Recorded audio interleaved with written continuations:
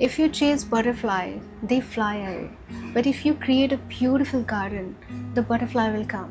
And if they don't come, you still have that beautiful garden. तो आज की ये वीडियो बहुत डीप है, तो इस वीडियो को स्टार्ट करते हैं। एक कैसी फिलिप्स की एक पोएम है, लेट देम। बहुत अच्छा लिखा है। Just let them.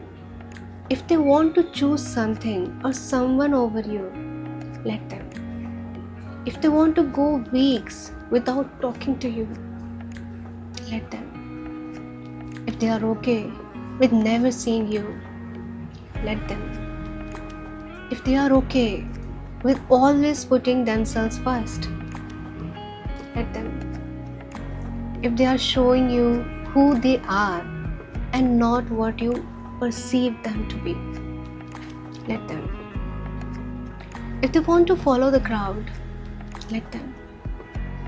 If they want to judge or misunderstand you, let them. If they act like they can live without you, let them. If they want to walk out of your life and leave, hold the door and let them. Let them lose you. You were never theirs because you were always your own. So let them. Let them show you who they truly are, not tell you. Let them prove how worthy they are of your time. Let them make the necessary steps to be a part of your life. Let them earn your forgiveness. Let them call you to talk about ordinary things. Let them take you out on a Thursday. Let them talk about anything, everything, just because it's you. They are talking to you. Let them have a safe place in you. Let them see the hurt in you that been hidden. Let them love you. जब माँ पार्वती शिव जी के पास जाती है, वो उनसे शादी करना चाहती है, उनको बताती है, बट शिव जी उनसे मना कर देते हैं। इसलिए नहीं कि माँ पार्वती अच्छी नहीं थी या उन्हें अच्छी नहीं लगी, बल्कि इसलिए क्योंकि वो करना नहीं चाहते थे शादी। इस इंसिडेंट के बाद ना माँ पार्वती डिप्रेस नहीं हुई, परेशान नहीं हुई, because she knew her worth. वो गई, उन्होंने अपने ऊपर फोकस किया, उन्होंने तपस्या की, और उनका जो फोकस था ना, वो इस पर नहीं था कि शिव मिल जाए। उन्होंने अपनी तपस्या पर ध्यान दिया। जैसे कि अभी हमने बात की, create your garden beautiful so that the butterfly comes. और अगर नहीं भी आती हैं तो ब्यूटीफुल गार्डन है आपके पास में। जनरली लोग क्या करते हैं आजकल कि किसी ने मना कर दिया, सो वो सोचते हैं कि उनकी लाइफ अब ख़राब हो गई, and they are totally focused on that person कि अरे मुझे तो चाहिए, वही पर्सन चाहिए। They pray for that person. मैंने देखा होगा कि प्रेयर्स कर रहे हैं, बहुत ज़्यादा फास्टिंग कर रहे हैं टू गेट दैट पर्सन, बहुत प्रेयर्स कर रहे हैं, मिल जाए मिल जाए मिल जाए। I tell you there is nothing wrong about it. हम अभी डिटेल में बात करेंगे इसके बाद में, बट हम अभी बात कर रहे हैं खुद पर फोकस करने के बारे में। हमारी लाइफ सिर्फ और सिर्फ वो पर्सन नहीं है।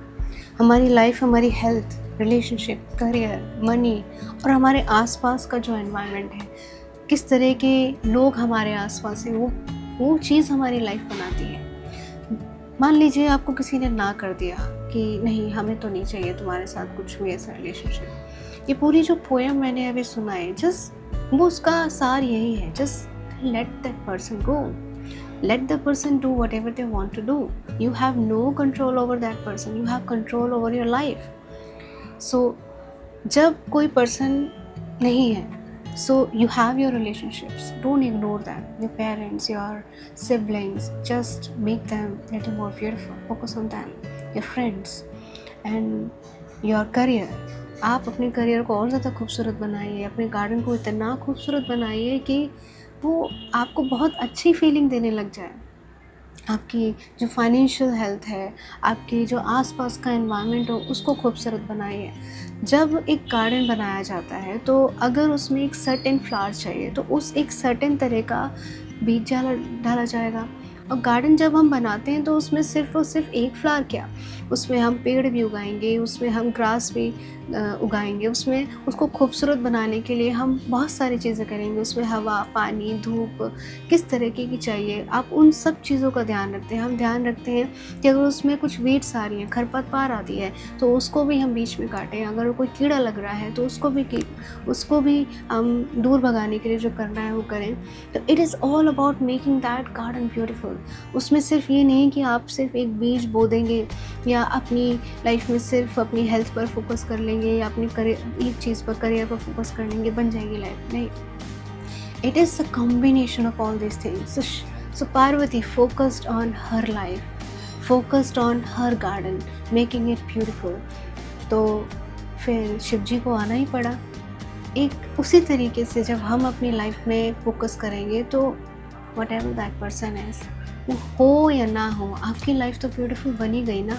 सो don't waste your time, your life over that person.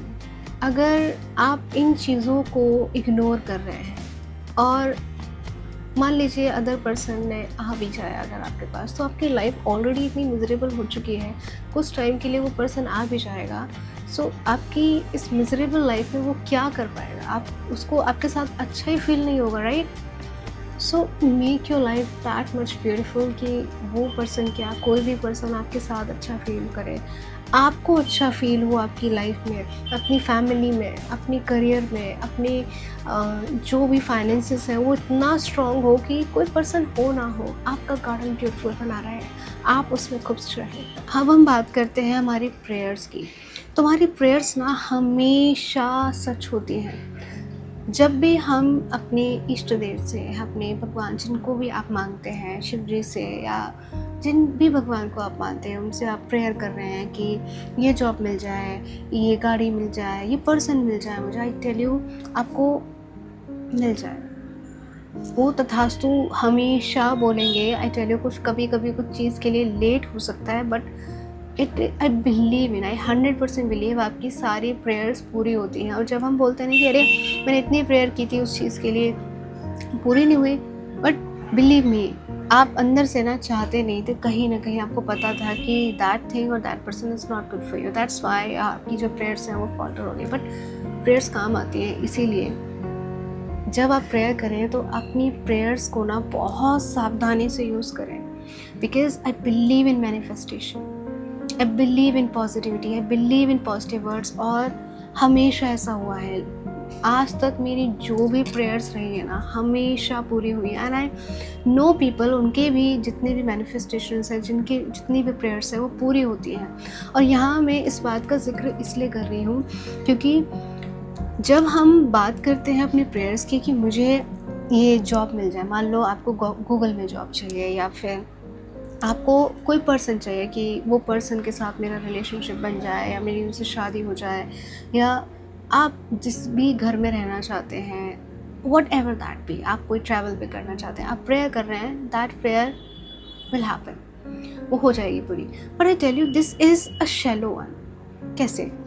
मान लीजिए आपने चाहा आपकी शादी इसी पर्सन से हो, आपने कह दिया भगवान जी से, और ज़रा सोचो भगवान जी ने आपकी सुन ली, चाहे लेट सुनी हो बट सुन ली, फिर शादी हो गई। जनरली लोग क्या करते हैं, शादी को ना एक इवेंट समझते हैं, लाइक अच्छा लहंगा पहन लिया या अच्छा शेरवानी पहन ली और अच्छे से शादी हो गई।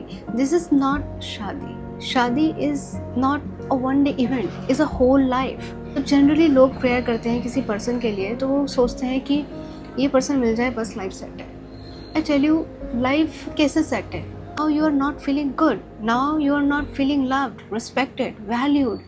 और उस रिलेशनशिप में जिस तरीके के पर्सन आप हो, जिस तरीके की चीज़ें आप एक्सपेक्ट करते हो, जिस तरह की एनवायरनमेंट आप एक्सपेक्ट करते हो, शादी के बाद आपका एनवायरनमेंट कैसा हो, आपकी क्या एक्सपेंसेस हो, आपकी किस तरीके की लाइफ हो, आपकी कन्वर्सेशंस कैसी हो, आप क्या चाहते हैं उस शादी के बाद, किस तरीके की लाइफ जीना चाहते हैं। This is a complete fair, I tell you, कि आप कैसी फैमिली में रहेंगे, किस तरह के आप कैसे उस एनवायरनमेंट में कैसा फील करना चाहेंगे। So this is a prayer कि आप उस प्रेयर में जा रहे हो। शादी एक पूरे प्रोसेस है, this is not a one day event, बस हो जाए। प्रेयर्स को ध्यान में रखिए। ऐसे ही एग्जांपल लेते हैं, मान लीजिए आप ना बहुत बड़ी कंपनी में जॉब करना चाहते हैं, कोई गूगल है या कोई उससे भी बड़ी कोई कंपनी है आप चाहते हैं मान लीजिए, और आपको अपॉर्चुनिटी मिली, आपने उस पर काम किया, आपने अपनी उस इंटरव्यू को क्रैक कर लिया, भगवान जी ने वो सारे रिसोर्सेज आपको दे दिए और yes you got the opportunity, you got the job. And after that आपको वहाँ का एनवायरनमेंट नहीं अच्छा लग रहा, आपको वहाँ के जो कलीग्स हैं वो नहीं अच्छे लग रहे, आपको काम करना वहाँ पर उस एनवायरनमेंट में अच्छा नहीं लग रहा, you are not feeling good, you are stressed out, you feel frustrated after that. And क्या फिर आपकी जो प्रेयर है वो तो पूरी हो गई ना, but you are not feeling good about that. तो प्रेयर आपकी क्या हो कि मैं एक अच्छी जॉब करूं और मेरे जो कलीग्स हो वो अच्छे हों, उसमें किस तरीके से अच्छे हों। अच्छा होने का मतलब भी आपको पता होना चाहिए कि आप उनके साथ खुलकर बात कर पा रहे हैं, वो हेल्पफुल हैं, आपको अच्छा फ़ील हो रहा है उस एनवायरनमेंट में काम करके, आपको जो काम मिल रहा है उस काम को करके आप बहुत मोटिवेटेड फ़ील कर रहे हैं, खुश फ़ील कर रहे हैं, आपको अपने लिए भी टाइम मिल पा रहा है। सो बहुत डिटेलिंग होती है एक प्रेयर में, सिर्फ ये नहीं कि ये चीज़ मिल गई, एक घर मिल जाए, इस यहाँ पे घर मिल जाए, ये फ्लैट मिल जाए बस।